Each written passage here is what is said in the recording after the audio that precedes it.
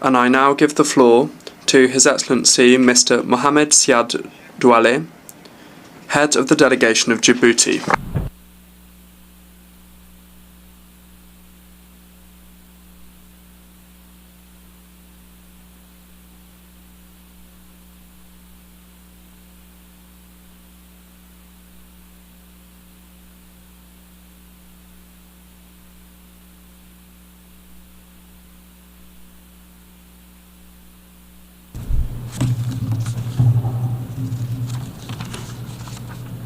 Monsieur le Président.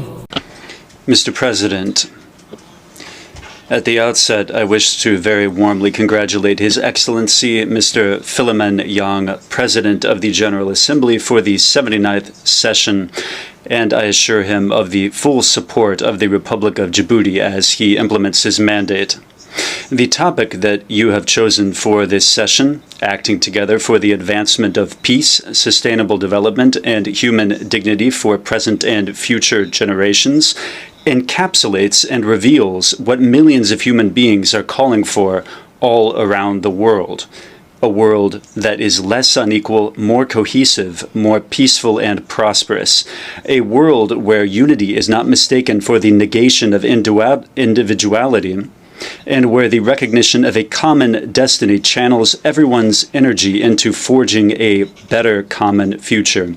We reiterate our gratitude to your predecessor, Mr. Dennis Francis, for his outstanding work as well. Mr. President, the world is undergoing a perilous period, a period characterized by disorder and uncertainty. We see the crisis at several levels. Conflicts have proliferated and have become increasingly violent. The conflicts in Ukraine and in Gaza continue to rage without us being able to agree on the conditions to conclude a ceasefire agreement. Terrorism has gained ground in several parts of the world, including on the African continent, where the way that it has metastasized is a source of concern for us. The deficit in annual financing for the SDGs has deepened dangerously every day, and many countries are facing a financially difficult situation, which is aggravated by multiple external shocks and the burden of debt. The crisis of confidence among member states has affected the multilateral system while sapping its credibility. The risk of geoeconomic fragmentation and trade wars are a set of factors that negatively impact world economic growth. They produce a chaos that drowns out the interests and the voices of developing countries. We've already taken stock of this situation during the discussions for the celebration of the 75th anniversary of the United Nations. We will not return to that assessment. The question now is to know whether we are capable of utilizing the window of opportunity for renewal that is open to us, because fortunately, such windows of opportunity do exist. We must redouble our efforts, overcome our divisions, and undertake collective action to put an end to conflicts, to put in place policies, investment programs, and partnerships to make up for the delays in the implementation of the SDGs, and to reform international financial institutions so that they are able to respond promptly and effectively to the emergencies and the systemic shocks facing many countries in the world. Mr. President, financial institutions must provide developing countries with greater subsidies and access to financing under favorable conditions while maintaining their risk tolerance for investments in sustainable development. This includes the use of innovative risk instruments. These solutions need to be discussed, and their implementation should be addressed in greater depth at the Economic and Social Council, whose role and position must be strengthened. The United Nations, as stated in the Charter, must play a major role in the work of world economic coordination because it is the organization that is the most democratic. ECOSOC must continue to play a leading role in identifying emergent challenges and in promoting innovation and achieving economic, social, and environmental integration of sustainable development. We take this opportunity to express our sincere gratitude to the member states of the United Nations for the trust that they have placed in my country, Djibouti, by electing it last June as a member country of ECOSOC for the period 2025 to 2027. You may count on Djibouti to champion the priority areas in ECOSOC throughout its mandate. Mr. President, like many developing states, Djibouti faces major challenges due to climate change, including rising temperatures, dwindling water resources, and rising sea levels. Given these persistent threats, the government of Djibouti has put in place a series of ambitious, multidimensional measures aiming to mitigate the effects of climate change and to strengthen the resilience of the country.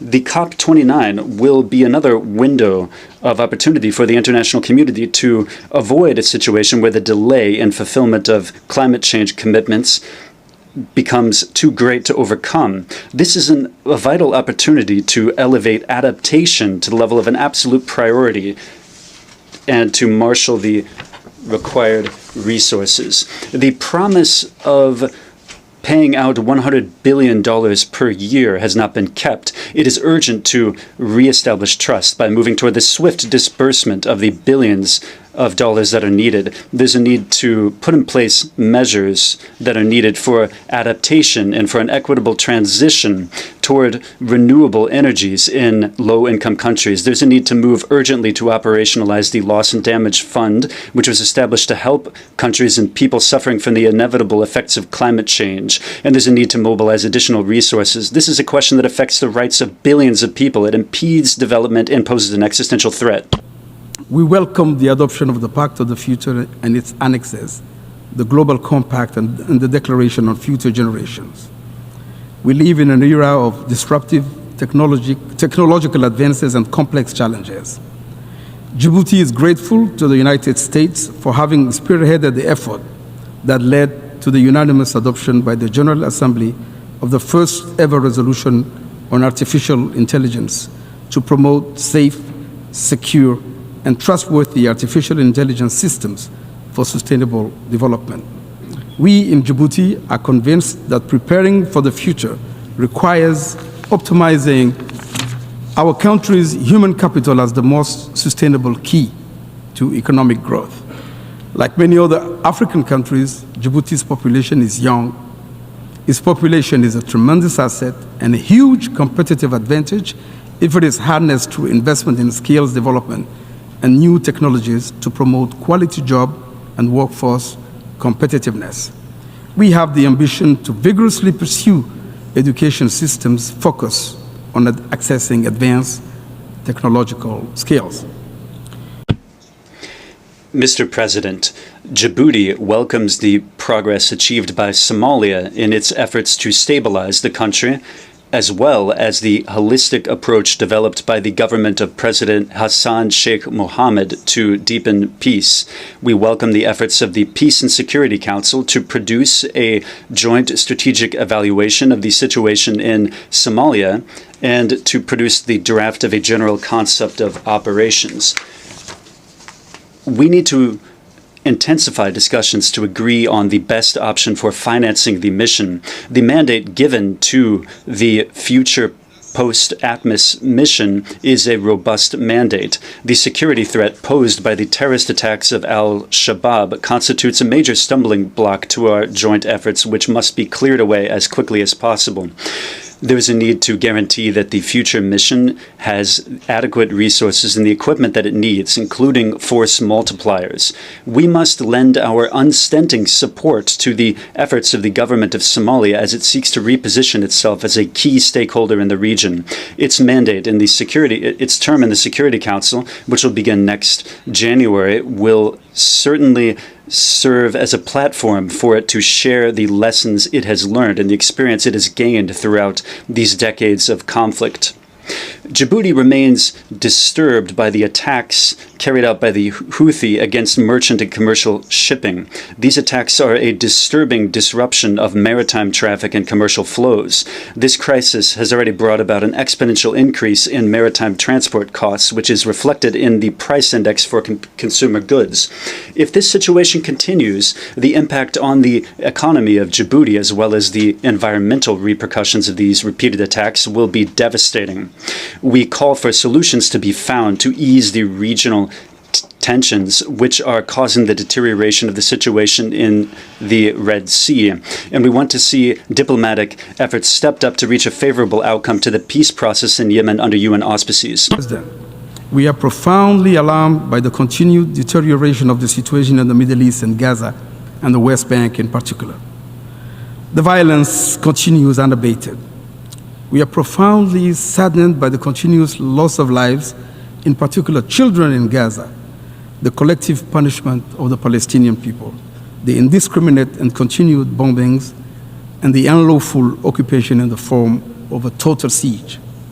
The attack on Lebanon has accelerated the regional conflagration we all fear. We express hope that the parties would agree to the 21-day ceasefire called for by the US and France. We must avoid at all costs an all-out war. We welcome the resolution recently adopted at the General Assembly 10th Emergency Special Session by an overwhelming majority.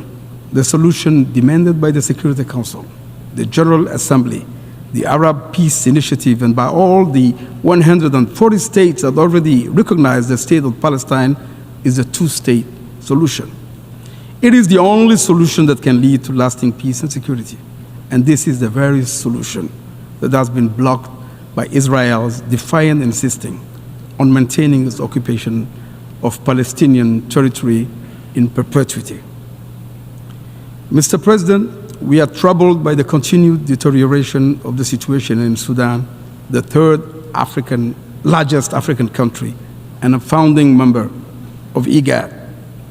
We are saddened by the tragic loss of lives, the destruction of infrastructure, and the devastating humanitarian catastrophe that it has caused. Djibouti, under the leadership of President Gele, current chairman of IGAD, has held many meetings at summit level to explore avenues for a peaceful resolution of the conflict. Djibouti reaffirms its commitment to the territorial integrity, sovereignty, political independence, and unity of Sudan. In line with African Union Peace and Security Council decisions, we underscore the importance of ensuring the protection of the Sudanese state, its institutions, and its people. We just recently held in Djibouti, in partnership with the United Nations, a retreat of mediators with the ultimate goal of harmonizing the various initiatives aimed at ending the conflict.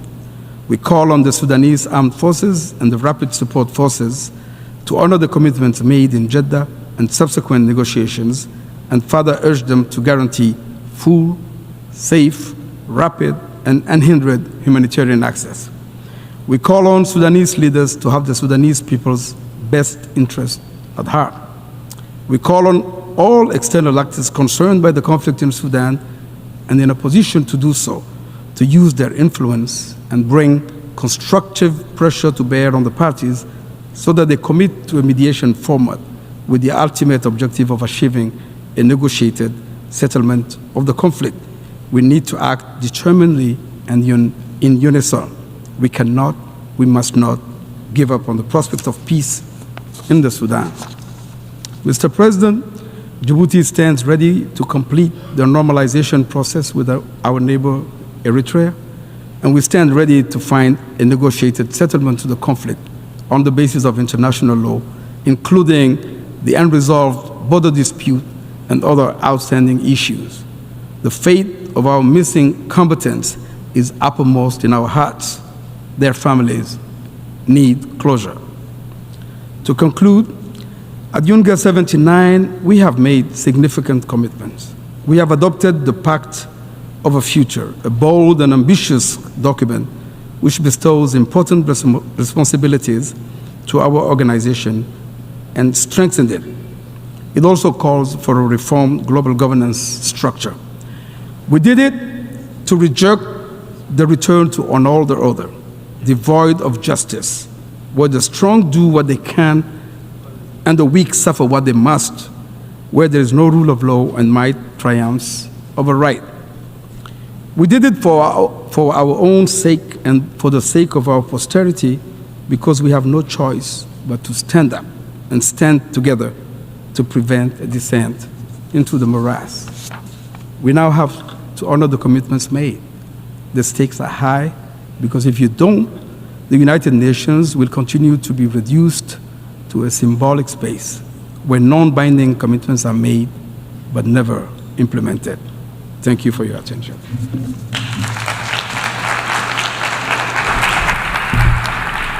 Je remercie le chef. I thank the head of delegation of Djibouti.